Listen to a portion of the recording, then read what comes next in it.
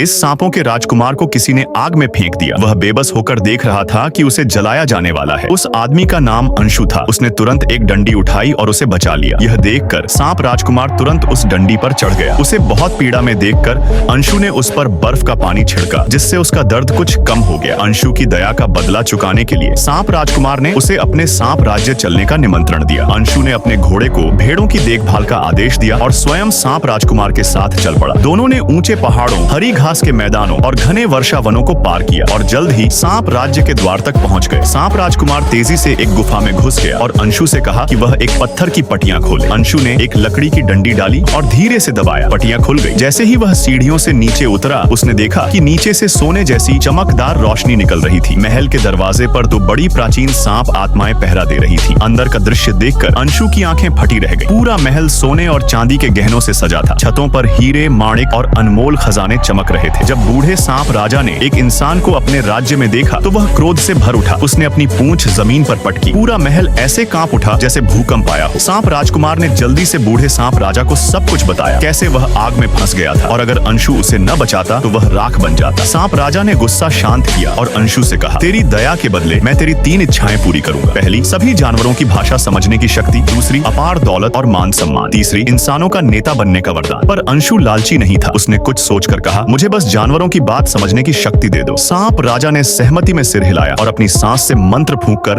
अंशु के चेहरे पर थूक दिया। अचानक अंशु को हर जीव की आवाज समझ आने लगी। सांप राजकुमार ने जाते जाते कहा, इस बड़े पेड़ के नीचे असंख्य सोने चांदी के खजाने दबे हैं, पर यह तेरे भाग्य में नहीं लिखा। अंशु ने यह बात याद रखी, लेकिन परखने की ठानी। उसने अपनी भेड़ों को बाड़े में बांधा, नौकरी छोड़ और एक कुल्हाड़ी